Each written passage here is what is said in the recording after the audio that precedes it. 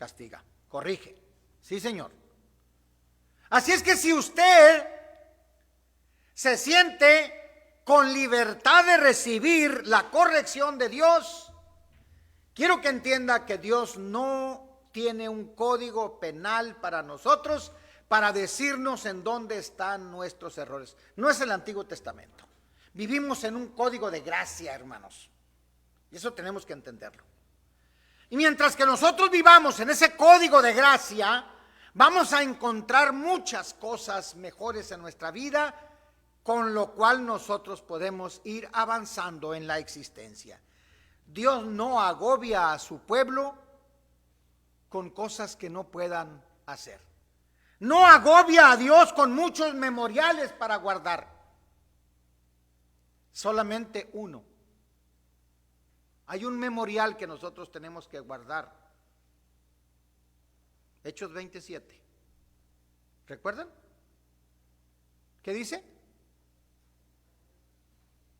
¿Qué dice Hechos 27? ¿No se lo saben de memoria? Sí, a ver, ¿cómo? Sí, cada primer día de la semana, hermanos. Así es que los hermanos estaban reunidos, ¿cuándo? ¿Para qué? Para partir el pan. Y luego nos vamos a Mateo 26 y nos dice Mateo, vayan a hacer ustedes todas estas cosas en memoria. Solamente hay un memorial, hermanos.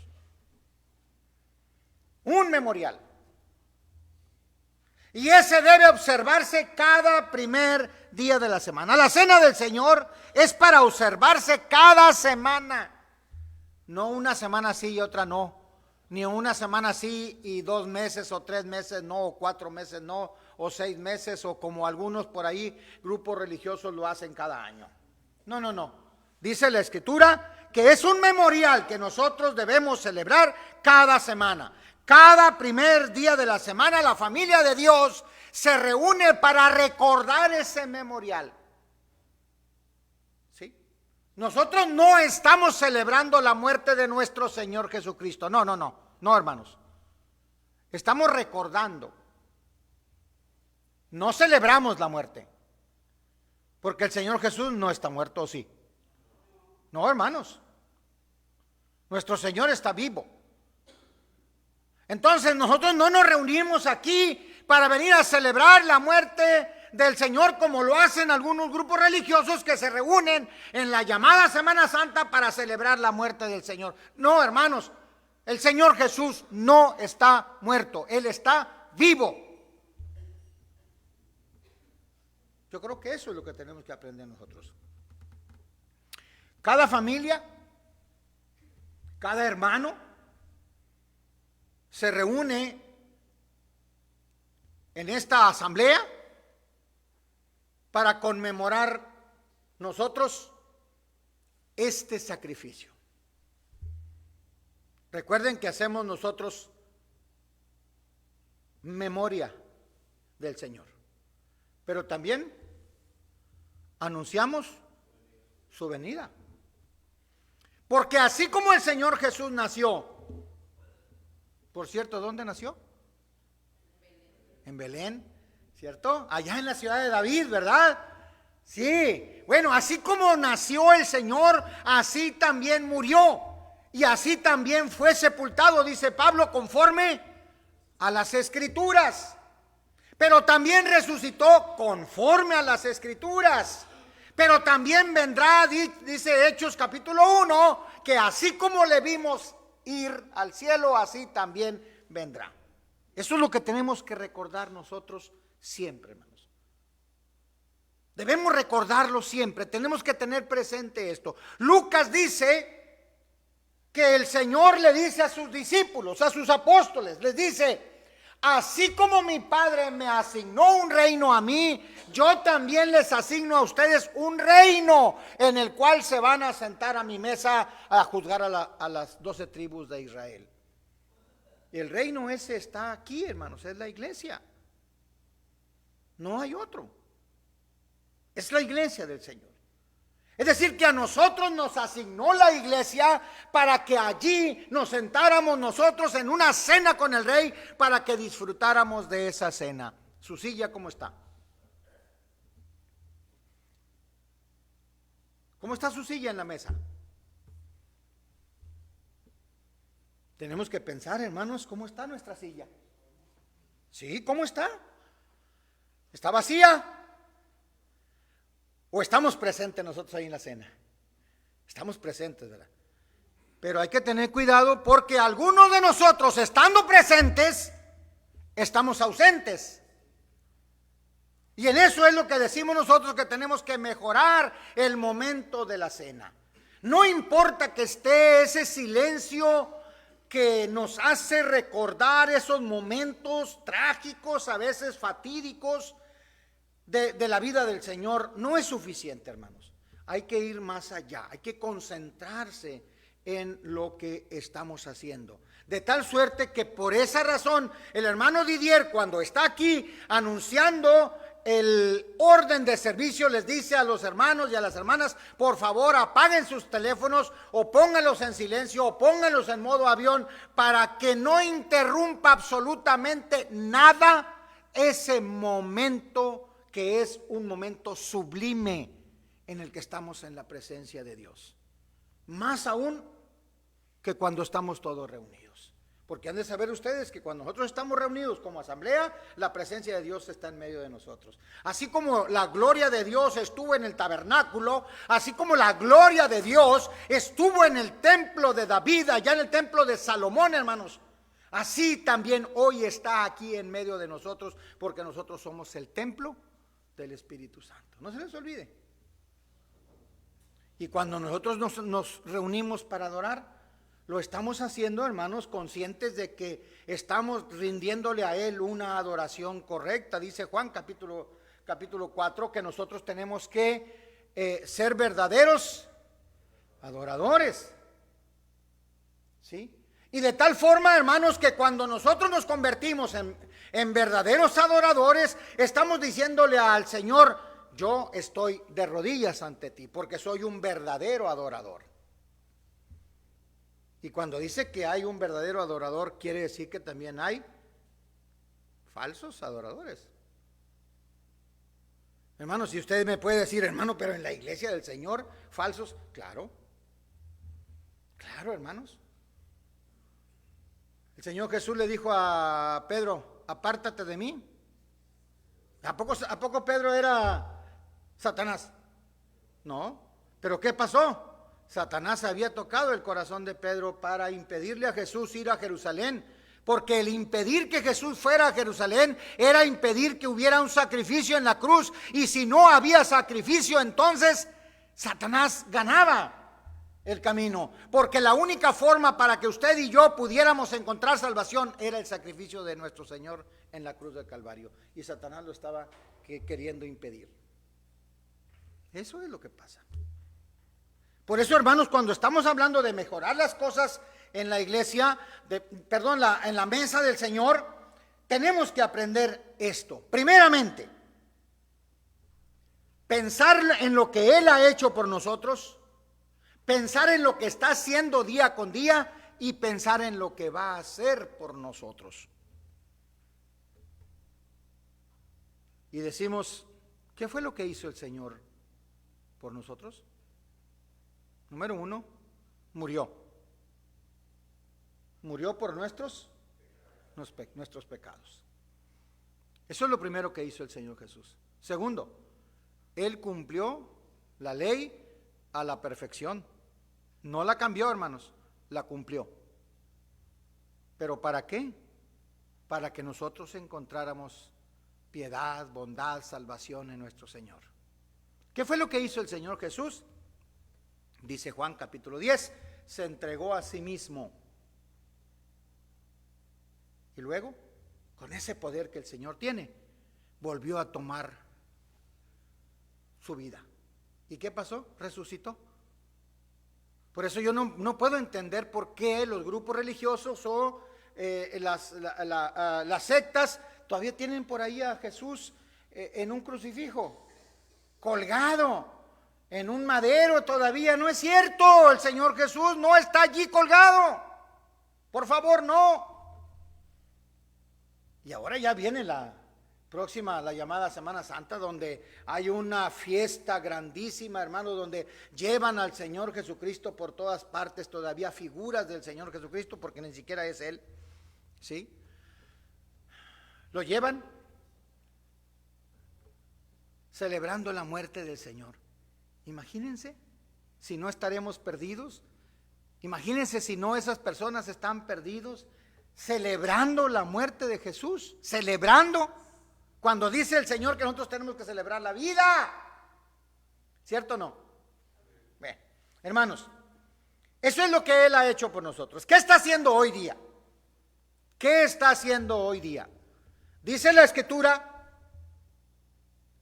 Pablo le dice a nuestros hermanos de Corinto, les dice: porque yo recibí del Señor lo que también os he enseñado, que la noche que el Señor Jesús fue entregado, tomó pan, y habiendo dado gracias, lo partió y dijo: tomad, comed, esto es mi cuerpo. Y luego dice que por vosotros es partido. Eso es lo que está haciendo hoy día el Señor. Eso es lo que está haciendo hoy día el Señor. Y después de haber cenado, tomó la copa diciendo: ¿por qué? Porque esta es señal. Esta copa es la señal del nuevo pacto. Hay un pacto nuevo con usted y conmigo. No es el pacto, dice la Escritura, que yo hice con vuestros padres allá en el desierto. No, ese no es. Es un nuevo pacto, sellado con la sangre preciosa de nuestro Salvador, como de un cordero sin mancha y sin contaminación. Y dice Hebreo: porque tal sacerdote nos convenía así a nosotros, sin mancha. Hermanos, eso es lo que está haciendo el Señor Jesús. Eso es lo que hoy está haciendo. Pero ¿qué más está haciendo? Dice Juan capítulo 14, voy pues a preparar para que donde yo esté, ustedes también estén. Así es que el Señor está ahorita con una morada ya puesta para nosotros, preparada para nosotros. El día del viernes murió el hermano Pablo Martínez Dávila, ¿sí? Y el sábado murió el hermano Erasmo Castro Jr., ¿sí? Y se escribía por allí entre los WhatsApp de la iglesia, se escribían ahí entre los hermanos, apartados con el Señor. Y alguien por ahí escribió: se siente duro, se siente difícil, hay tristeza en mi alma porque ya no le voy a volver a ver. Así escribió el hermano, y yo me quedé reflexionando. ¿Cómo que no le vamos a volver a ver? A ver, pues ¿qué pasó? Yo creo que a lo mejor se refería en esta vida, ¿verdad? Así lo quiero entender, porque si lo escribió de otra forma, cuidado, ¿verdad? Hay que tener cuidado con él. No, hermanos, vamos a volver a ver a nuestros hermanos. Ya lo hemos estudiado nosotros aquí. Los vamos a encontrar porque solamente se nos han adelantado en el camino. Lo vamos a volver a ver y vamos a volver a platicar con ellos. Y ¿saben qué? Algo más hermoso, nosotros vamos a saber quiénes son ellos y ellos van a saber quiénes somos nosotros.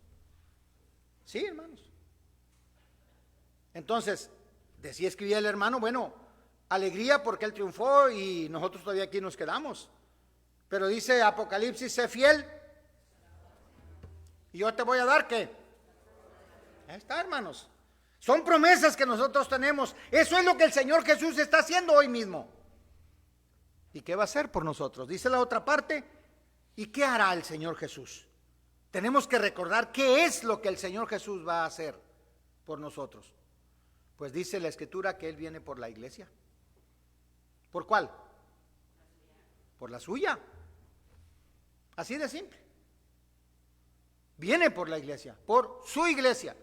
la que Él compró con su sangre, dice Efesios capítulo 5, la que fue comprada con su sangre preciosa. Y dice, yo edificaré no tantas, no son mis iglesias, no, es individual, hermanos, una sola, mi iglesia. Eso es lo que dice la Escritura. Yo no lo puedo cambiar, hermanos. Bueno, pues eso es lo que viene a hacer el Señor. Dice que Él viene por la iglesia, por los que están esperando para llevarles con Él. ¿Y a quién se va a llevar? Pues a nosotros. No tengan miedo, hermanos. Es a nosotros. Él nos va a llevar con Él.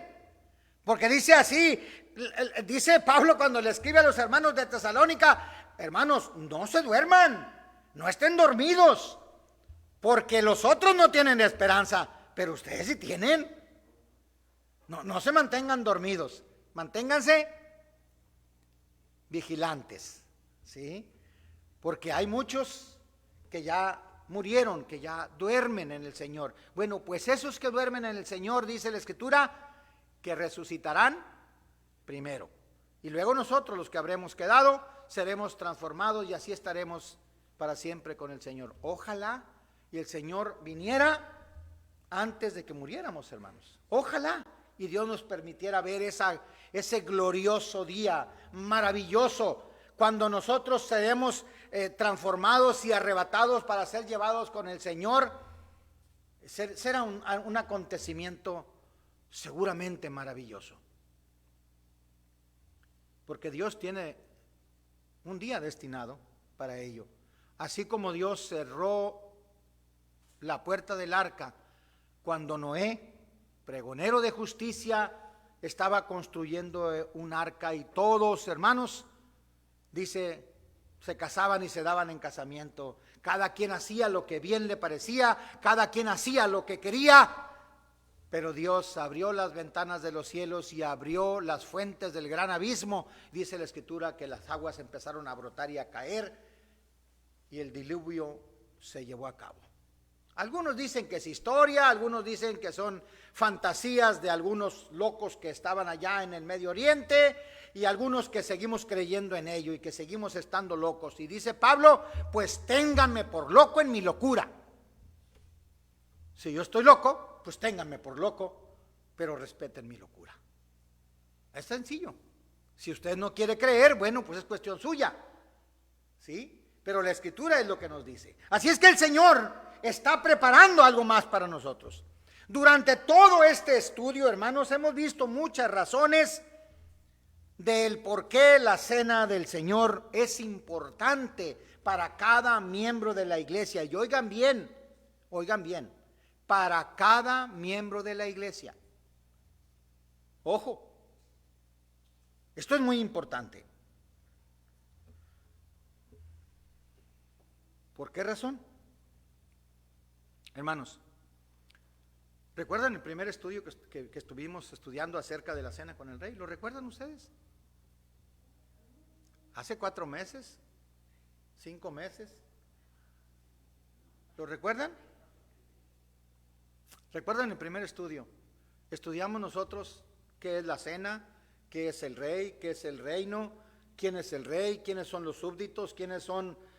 Todo eso estudiamos, hermanos. ¿Y saben ustedes que nosotros somos siervos de Dios? ¿Cierto? Sí, hermanos. ¿Y saben que Él es el rey? Nuestro Señor Jesucristo es el rey. ¿Sí? Muy bien, hermanos. Él es el amo y nosotros somos los siervos. Hermanos, quiero que recuerden esto. ¿Quién se sienta a la mesa? ¿El amo o el que sirve? El amo es el que se sienta, ¿cierto? Pero el Señor nos ha dicho a nosotros, ustedes se van a sentar conmigo, porque ya no son mis siervos, somos sus hijos. Somos sus hijos. Y se van a sentar conmigo en una mesa. Eso es lo que tenemos que aprender nosotros. Eso tenemos que recordarlo. Y tan es importante recordarlo, amados hermanos, que tenemos que tenerlo presente cada primer día de la semana. Cada primer día de la semana. Tenemos que tenerlo presente. Participar del pan, partir el pan, hermanos, beber del fruto de la vid en esa copa que está allí. Es algo maravilloso y es un mandamiento que tenemos de nuestro Señor. Así es que en ese primer capítulo nosotros escuchamos, entendimos, aprendimos quién era el rey. Pero hermanos, déjenme decirles también a ustedes que hay un enemigo. Hay un enemigo de nuestras almas que está queriendo que nosotros no participemos de la cena con el rey. No quiere. No quiere, hermanos. Ese enemigo está allí, no quiere. Dice Primera de Pedro, capítulo 5, versículo, creo que es 8, no recuerdo exactamente bien. Satanás anda como león rugiente buscando ¿a quién? Devorar. Hermanos, pero ustedes creen ustedes que Satanás está allá en los centros comerciales y en las alamedas y en las plazas y en los parques. ¿Ustedes creen que Satanás anda allá? No, hermanos, no. Esos que están allá ya son de él, ni se preocupan. Él no se preocupa de ellos. ¿Sabe de quién está preocupado? De la iglesia, de nosotros. Y por eso nos mete cada zancadilla, hermanos. ¿Sí? Cada zancadilla. Nos mete la pata para que el hombre vaya cayendo. Recordemos, hermanos, que es león rugiente. Ese león rugiente que está buscando a quien devorar no está en la plaza, está allá afuera, hermanos, en la salida. Está allá afuera, en la salida del portón. Allá está. Está buscando a los miembros de la iglesia débiles. Por eso siempre les estamos diciendo, hermanos, mantengámonos unidos, mantengámonos fuertes, porque la unidad hace la fuerza. Mantengámonos unidos porque, hermanos, en la necesidad que tengamos nosotros de estar unidos, vamos a ser más fuertes. Porque si Dios es por nosotros, ¿quién contra nosotros? Recordemos, hermanos, que solamente el perdedor es el que se cae. Dice la Escritura que nosotros somos más que vencedores. Nosotros no estamos caídos. Y dice Pablo, tal vez podamos estar caídos, pero no derrotados. ¿Se dan cuenta? Hermanos, Satanás quiere librarnos de las bendiciones de participar de la cena del Señor. Él quiere quitarnos de allí, quiere quitarnos esas bendiciones. Pero hermano, hermana, usted no se deje, por favor, no se deje. Reúnase cada primer día de la semana para que pueda participar de la cena del Señor, para que se mantenga unido con la iglesia. Recordemos que la cena no solamente es nuestra comunión con Dios, sino que también es una comunión con los hermanos, con la iglesia. Y si usted no está en la iglesia, hermanos, si usted no está en la reunión, es presa fácil de Satanás. ¿Han visto cómo las leonas cazan a sus presas? ¿Cómo lo hacen?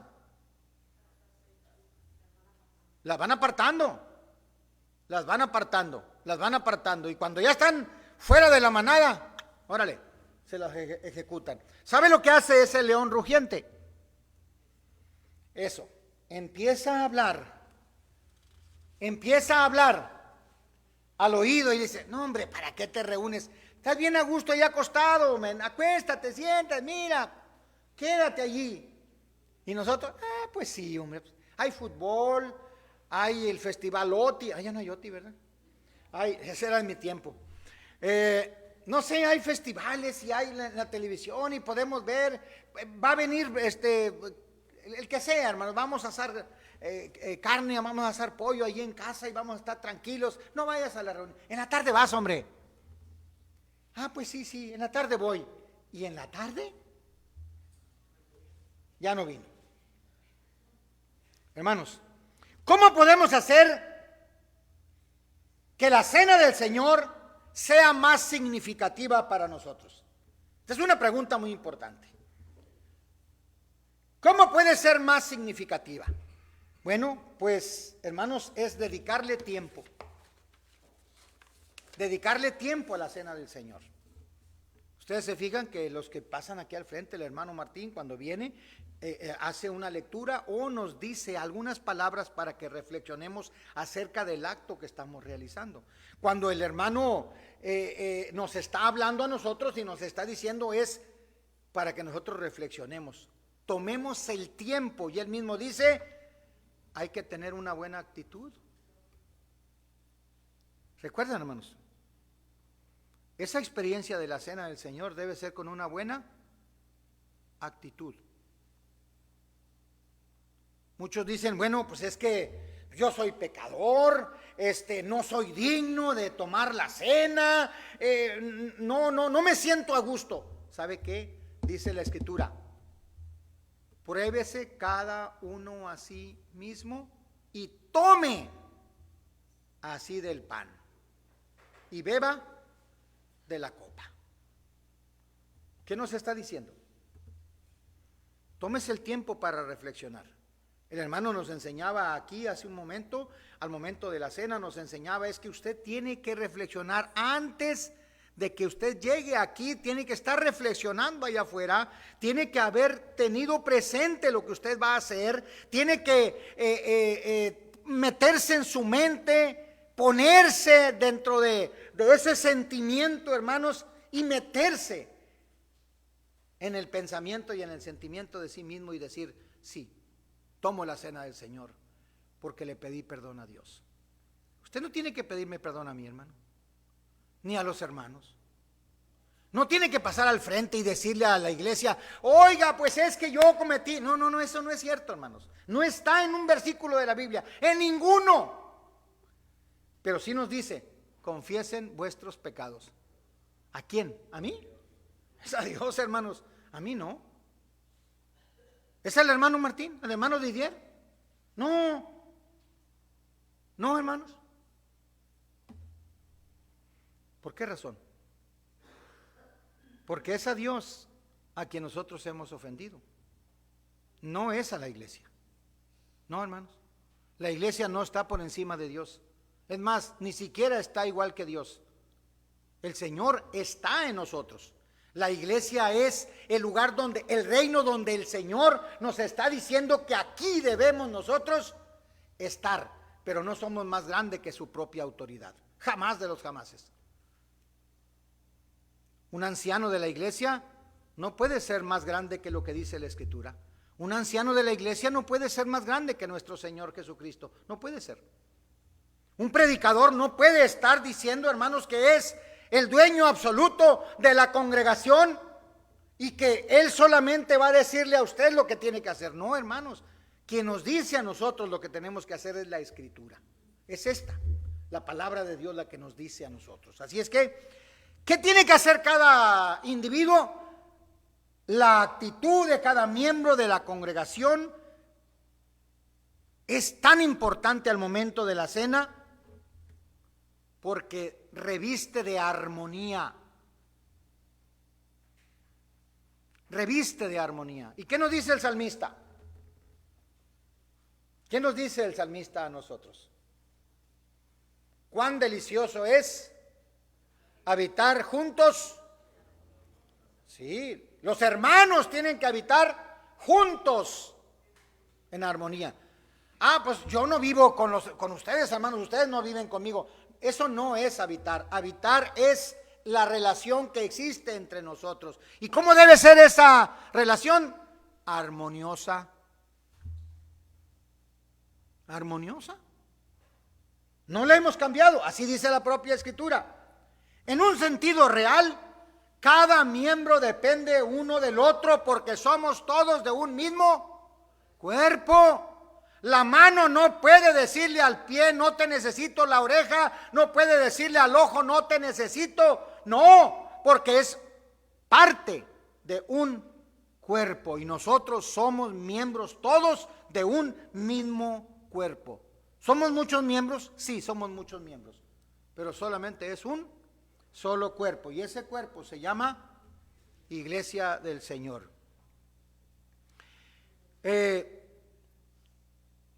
¿Cómo se puede obtener la cena del Señor fuera del cuerpo? ¿Hay manera? No, hermanos, no hay manera. La cena del Señor se obtiene dentro del cuerpo, estando dentro del cuerpo. Así que si usted es visitante, si usted no ha participado de la cena del Señor, déjeme decirle que como visitante tiene la oportunidad de hacerlo conociendo al Señor Jesucristo. ¿Recuerdan el sermón de hace un rato?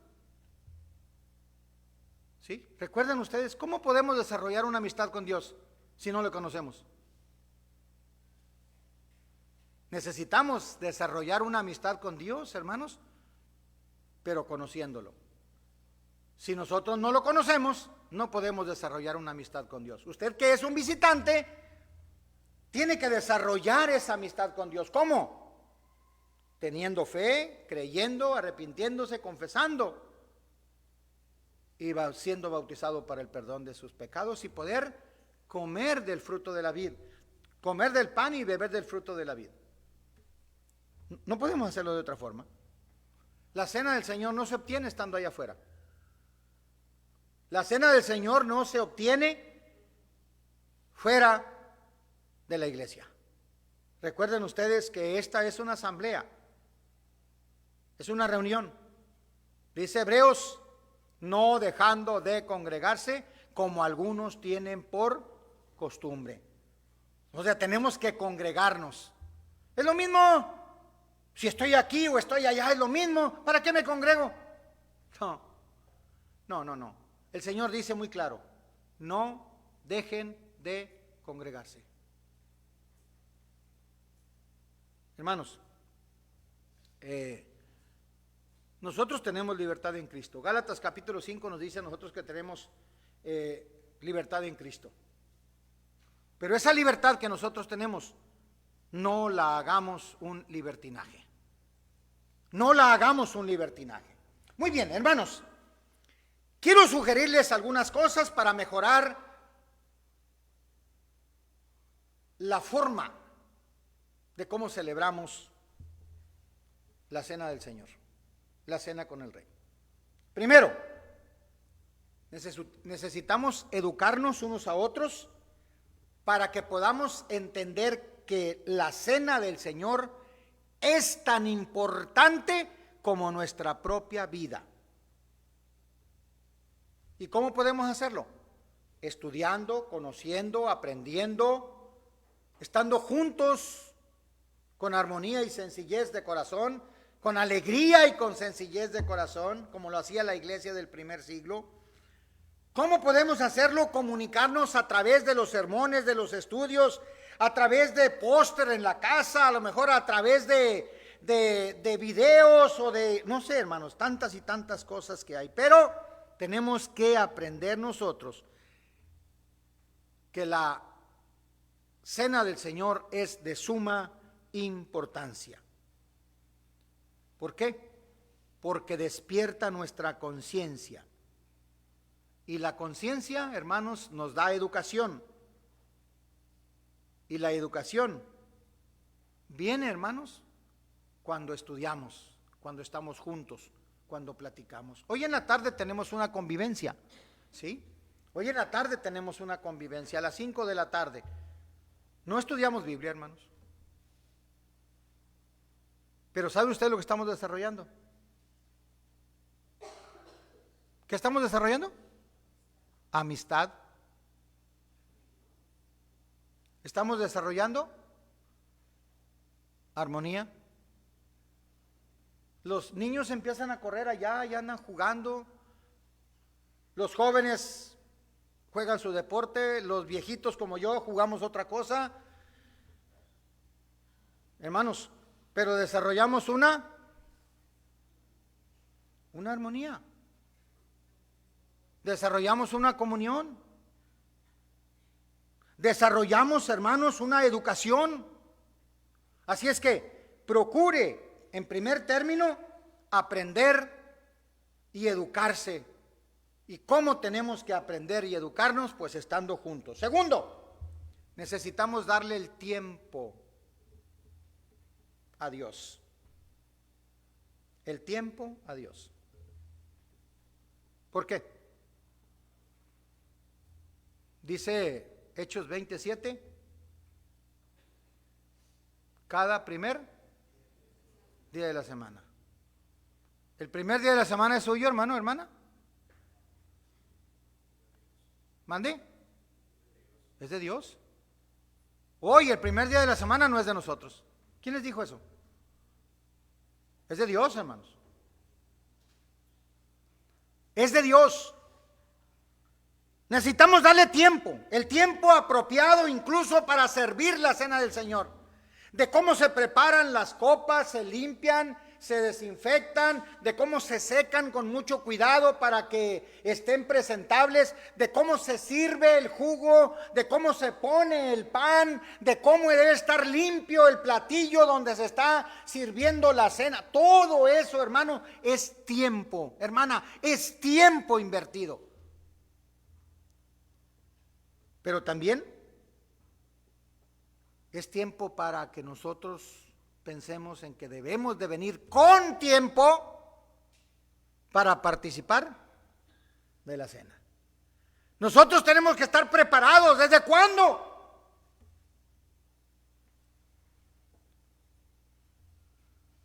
Hermanos, ¿qué hora es? Las 12. Terminamos. Nosotros en un rato estamos terminando. Pero cuando terminamos, tenemos que estar pensando en el próximo primer día de la semana. Tiempo. Necesitamos tiempo apropiado para servir la cena del Señor, para que nosotros podamos tomarnos el tiempo para disfrutar de la cena. También merece lectura. Se necesita una lectura. En algunos casos, en algunos otros casos, una reflexión.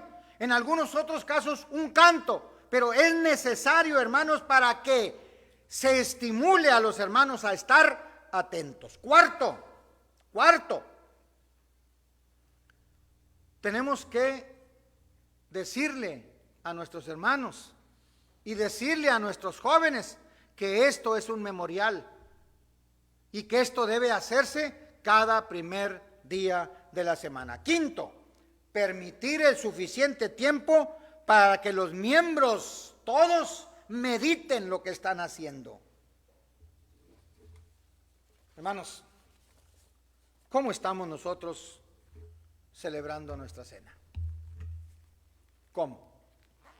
¿La hemos hecho bien? Gracias a Dios que la hemos hecho bien. Pero podemos hacerla mejor. Mejoremos, hermanos, en todos los aspectos la cena del Señor. Porque Él merece lo mejor. Porque nuestro Dios merece lo mejor. Y porque nosotros tenemos que recordar que estamos delante de la presencia del Señor. Dios les bendiga, hermanos, gracias por haberme oído. Nos vemos hasta el 1 de marzo, porque el próximo domingo es convivio, ¿eh? Gracias, hermanos.